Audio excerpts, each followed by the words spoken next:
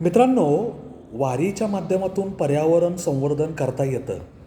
याच्याबद्दल तुम्ही कधी काही ऐकलं आहे का? वाचलं आहे का? किंवा तुम्हाला असं वाटतं का, की वारी आणि पर्यावरणाचा काही संबंध आहे?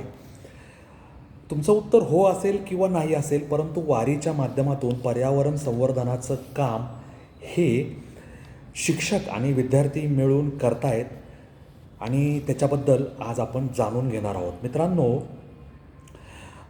आषाढी वारीसाठी ज्या विविध संतांच्या पालख्या आपापल्या प्रदेशातून निघून म्हणजे निवृत्तीनाथ महाराजांची पालखी त्र्यंबकेश्वर येथून निघते. त्याच्यानंतर गजानन महाराजांची पालखी ही शेगावमधून निघते. मुक्ताई नगरमधून संत मुक्ताई यांची पालखी निघते. सोपान काकांची पालखी सासवड येथून निघते. तुकाराम महाराजांची पालखी देऊळ येथून निघते. संत श्रेष्ठ माऊलींची पालखी ज्ञानदेव महाराजांची पालखी आळंदी येथून निघते.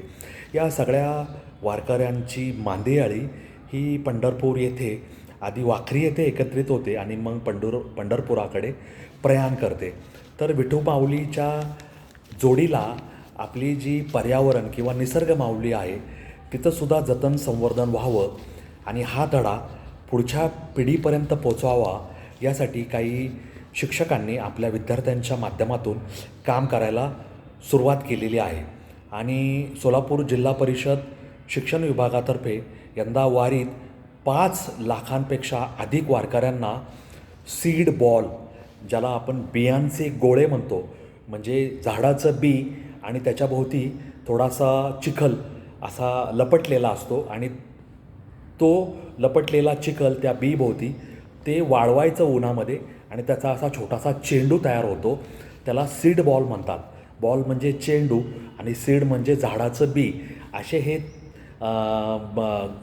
कोरडे झालेले किंवा वाळलेले चेंडू 5 लाख शेतकऱ्यांना द्यायचं यंदा नियोजन करण्यात आलेलं आहे.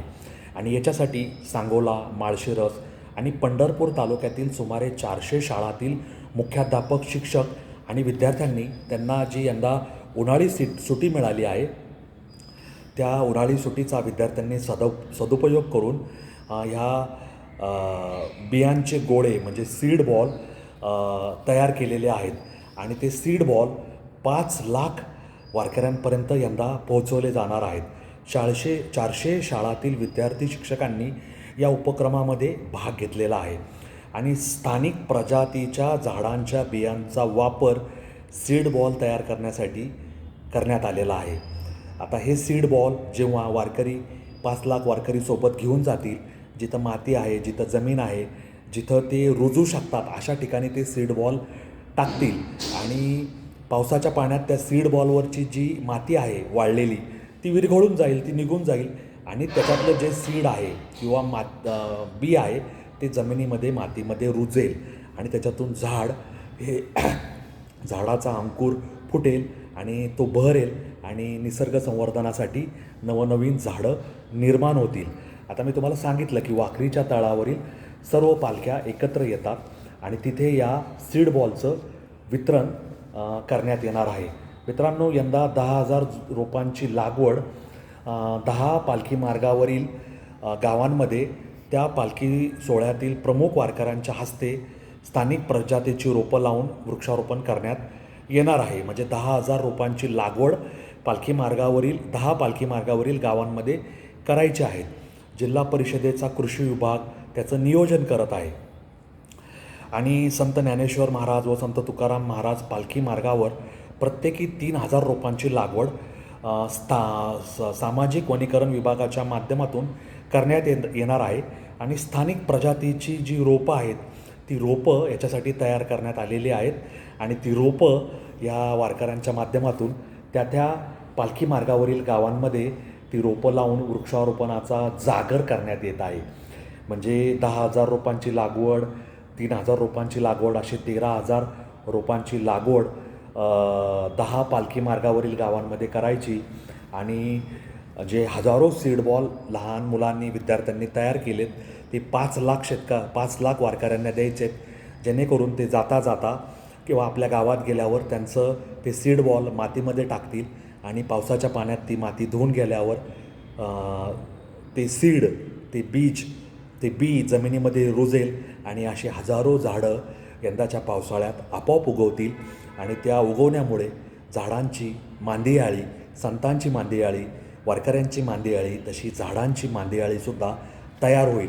त्यामुळे वारीच्या माध्यमातून पर्यावरण संरक्षण, पर्यावरणाचा जागर आणि निसर्ग जपण्याचं कामसुद्धा होत आहे, हे मी तुम्हाला या निमित्ताने सांगत आहे. म्हणून माझा सुरुवातीला जो प्रश्न होता की पंढरपूरची वारी आणि पर्यावरण, पंढरपूरची वारी आणि वृक्षारोपण, पंढरपूरची वारी आणि निसर्ग संवर्धन याचा काही संबंध आहे का किंवा नाही किंवा आहे, आणि असला तर तो कसा, याबद्दल आपण कधी विचार केला नसेल, वाचलं नसेल, अभ्यासलं नसेल.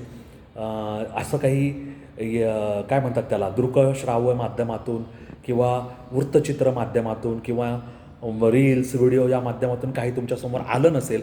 परंतु ती शक्यता गृहीत धरूनच मी हा व्हिडिओ तयार केला. 5 लाख वारकऱ्यांना सीड बॉलचं वाटप हे फार मोठं काम आहे आणि या कामासाठी अनेक लोक गेले कित्येक महिने राबत आहेत आणि त्यांच्या कष्टाचं चीज तेव्हाच होईल जेव्हा हे सीड बॉल त्या अनेक गावांमध्ये जाऊन मातीमध्ये पडतील आणि त्याच्या सीड बॉलच्या आकाराची माती पाण्यात विरघळून गेल्यानंतर ते सीड, ते बी जमिनीमध्ये रुजेल. आता हे का करतो आपण, तर हरितवारीचा आपला संकल्प आहे आणि हरितवारीबद्दल विद्यार्थ्यांमध्ये, लहान मुलांमध्ये जागरूकता, कुतूहल, उत्सुकता निर्माण व्हावी. वारी म्हणजे भागवत धर्माचं ज्ञान मिळावं, संतांचं ज्ञानामृत त्यांच्यापर्यंत पोचावं आणि या माध्यमातून वारकऱ्यांची सेवा त्यांच्या हातून घडावी आणि वारकऱ्यांना सीड बॉल देऊन वारकऱ्यांनी ते सीड बॉल निसर्गात अर्पण करून झाडांची समृद्धी वाढावी, झाडांची संख्या वाढावी आणि ती वाढलेली संख्या हे विद्यार्थ्यांनी केलेल्या कामाचं फलित आहे असं त्यांच्यापर्यंत पोहोचवावं या उद्देशातून विद्यार्थ्यांच्या लहान वयातच हा उपक्रम राबवण्यात येतो आहे, जेणेकरून त्यांच्या मनावर वृक्षारोपण, संतांचे विचार, संतांचे ज्ञानामृत, निसर्ग संवर्धन आणि विधायक समाज हिताचं कार्य व्हावं अशा प्रकारची ही संकल्पना आहे. त्यामुळे वारीच्या माध्यमातून वृक्षारोपणाची चळवळ आणि निसर्ग संवर्धनाचं अवेअरनेस किंवा जागृती अशा पद्धतीचं हे काम होत आहे. त्यामुळे सोलापूर जिल्हा परिषदेच्या शिक्षण विभागाला आपण धन्यवाद देऊया, वन विभागाच्या लोकांना धन्यवाद देऊया, सामाजिक वनीकरण विभागाच्या लोकांना धन्यवाद देऊया आणि विद्यार्थ्यांचं कौतुक करूया की त्यांनी वारी समजून घेतली, वारकरी समजून घेतले, ज्ञानोबा तुकारामांचा जयघोष समजून घेतला, विठू रखुमाई मायबापाच्या चरणांवरील धूळ माथ्याला लावून त्यांचं आपल्या समाजात असलेलं स्थान समजून घेतलं आणि निसर्ग देवतेला सुद्धा सीड बॉल अर्पण करून त्यांचे आशीर्वाद प्राप्त केले. या विद्यार्थ्यांचं पुन्हा पुन्हा कौतुक. त्यांच्या मातापित्यांनी त्यांना या कामासाठी जरूर सामील व्हा असा सल्ला दिला. त्या मातापित्यांचाही आभार आणि विद्यार्थ्यांना लाख लाख धन्यवाद. असंच कार्य त्यांनी पुढेही चालू ठेवावं आणि जीवनात निसर्ग संवर्धनासाठी कटिबद्ध व्हावं.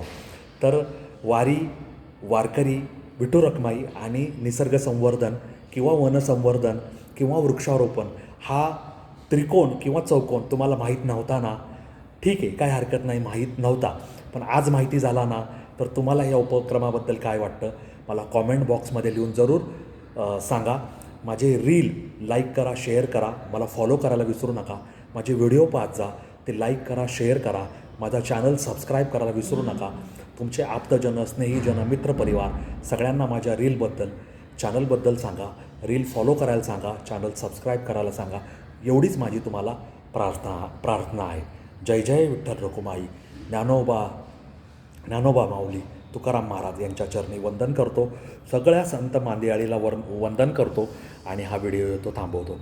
जय हिंद, जय महाराष्ट्र, वंदे मातरम, जय श्रीराम, जय जगन्नाथ, जय सनातन. धन्यवाद.